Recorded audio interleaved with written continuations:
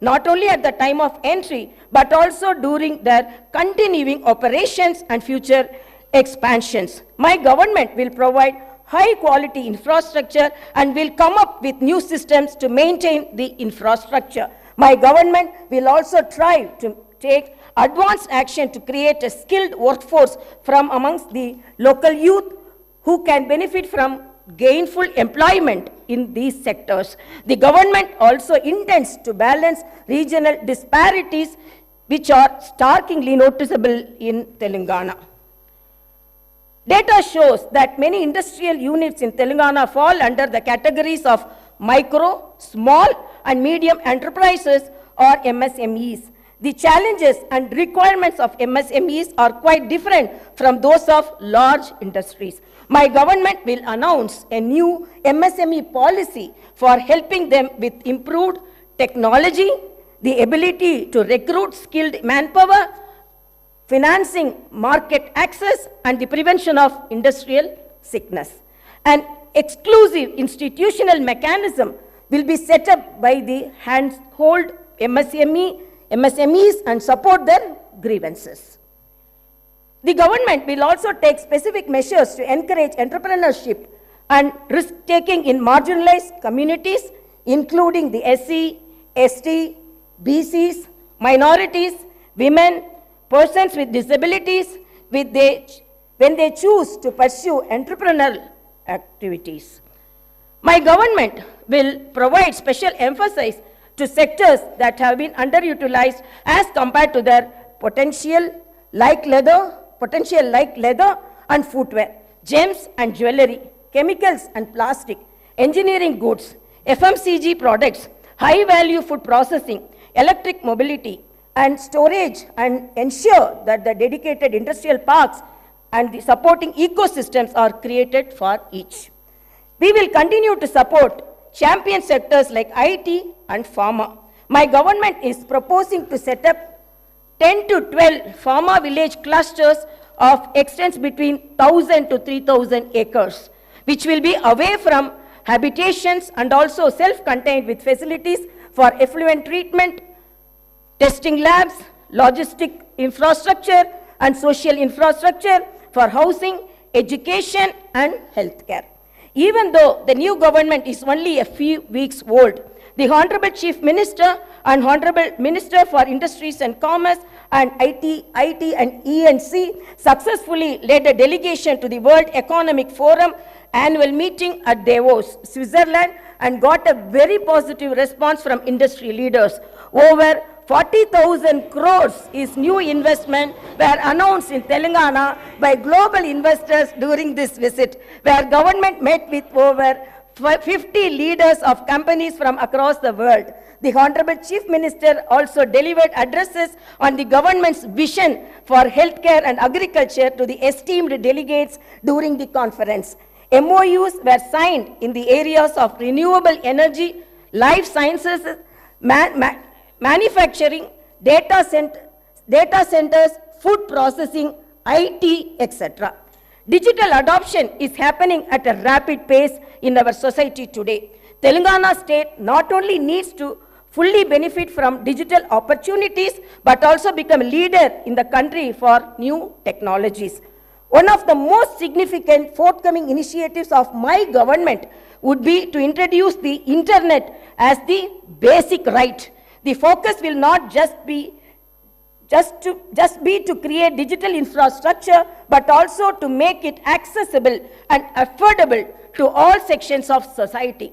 My government will implement a very thorough digital literacy program to ensure that every household, regardless of its economic status or location, will be able to benefit from the rapid digital adoption of opportunities that are arising.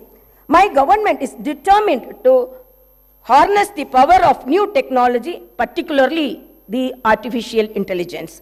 We will position Hyderabad and Telangana as the AI capital of the country by inviting the top global and national technology companies to set up their AI centers. We will set up a dedicated AI city in 50 to 100 acres.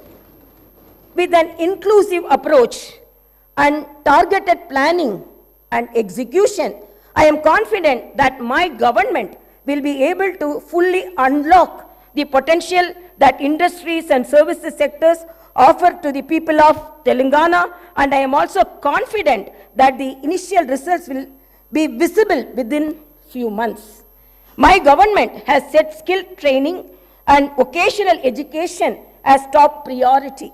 To address skill gaps and meet the requirements of Industry 4.0, my government is transferring all government IITs in the state into advanced technology centers and an estimated project cost of about rupees 2,000 crores. These centers will offer NCVT approved long-term and short-term courses in high-demand trades and will benefit nearly 1 lakh youth of Telangana.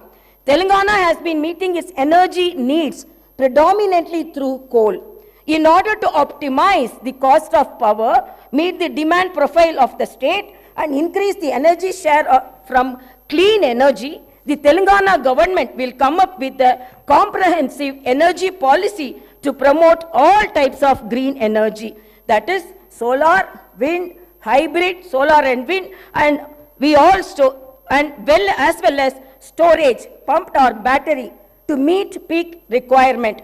The government aims to improve the share of green energy significantly and reduce carbon emission by 2030. As we gather here to discuss the future trajectory of our beloved state, it is imperative to highlight the immense tourism potential that Telangana possesses. Our state, nestled the heart of India, is not only known for its rich history and vibrant culture, but also boasts a plethora of tourist attractions that can enhance visitors from far and wide. Telangana is a treasure trove of architectural marvels with historical monuments and structures that tell tales of bygone era, from the majestic Charminar, a symbol of Hyderabad's heritage, to the intricately carved 1,000-pillar temple and Ramappa temple in Warangal. Our state offers a journey through time, showcasing the architectural prowess of our ancestors. The revitalization and preservation of these structures are not only a testament to our commitment to heritage, but also a source of pride for every Telanganite. The vast network of reservoirs in Telangana adds to the scenic beauty and offer recreational opportunities for tourists. Lakes like the Hussain Sagar, Laknavaram and Ramappa are not only sources of water but also serve as picturesque destinations for boating and relaxation. The government is committed to developing these reservoirs into eco-friendly tourism hubs, promoting sustainable practices and preserving the natural beauty of these water bodies. Telangana is also home to a myriad of temples, each with its unique architectural style and spiritual significance. The renowned Bhadrachalam temple dedicated to Lord Rama and the historic Velumalavada temple are just a glimpse of the religious diversity that our state encapsulates. Our commitment to preserving and promoting these sacred sites will not only attract pilgrims, but also appreciate of its art and the architecture. My government will come out with a comprehensive tourist policy for the promotion and preservation of our architectural wonders, culinary delights, reservoirs and temples. The tourist policy will not only boost the economy, but also showcase the true essence of Telangana to the world. I encourage all stakeholders to collaborate in harnessing this tourism potential, ensuring that Telangana becomes a must-visit destination for travelers seeking a unique blend of history, culture, and natural beauty. Today, we have turned our back to the river Musi. Our goal is to bring everyone back to the river. The government will be undertaking a large-scale redevelopment of the Musi river front. Musi will once again become a lifeline of Hyderabad and the entire urban landscape around it will be rejuvenated. The project will have components of transport, networks connecting the eastern and the western parts of the city, clean, flowing water, and the riverfront beautification. The Musi Riverfront project will create people's plazas, pedestrian zones, hawker areas, and green spaces all across the city. It will revitalize old heritage-rich parts of the city and make them more accessible. We are studying national and international models to onboard the best practices and teams to work on this. The Musi Riverfront Development Project seeks to drive ecological and economic transformation on a scale and in a time frame that has not been attempted before.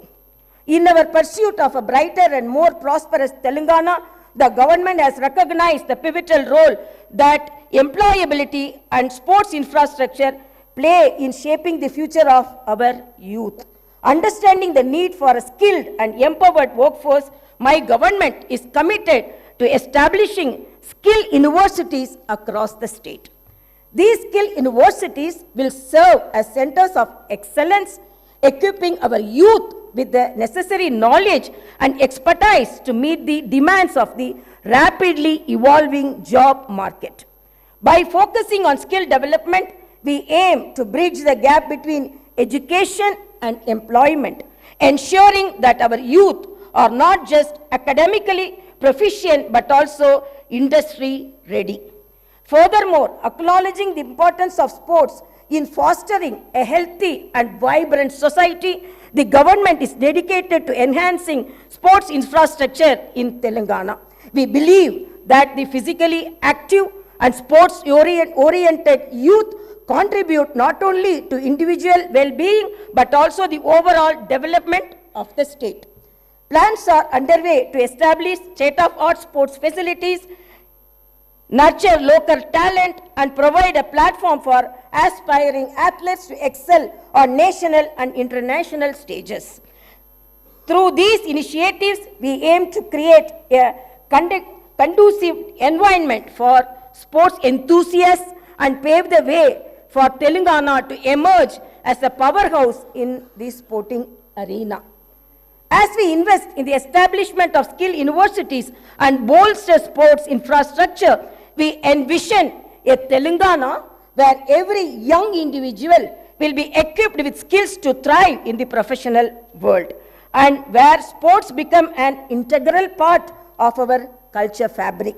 These endeavors align with our commitment to holistic development, ensuring that the youth of Telangana not only contribute to the economic growth of the state but also lead healthy and fulfilling lives. This Telangana government has decided to conduct Kulakanana caste survey by taking up door-to-door household survey with the goal of eliciting the data requiring to estimate the social, economical, educational, employment and potential opportunities for various castes in general and BCs in particular. Justice will be delivered to all sections of society that have faced discrimination and oppression. The government will consider the needs of farmers, students, employees, the poor, SC, ST, BC, minorities, retired employees, martyrs' families, and others in its welfare and development initiatives. The Telangana vision is one where democracy thrives, fundamental rights are protected, and the spirit of Dr. B.R. Ambedkar guides our actions. Let us remember that the budget process is not a mere annual ritual. It is a vehicle for growth and reflects the aspirations of our people, who so lovingly and so overwhelmingly voted for the new government in our state. As the new assembly delves into the intricacies of the budget, let me emphasize the significance of this process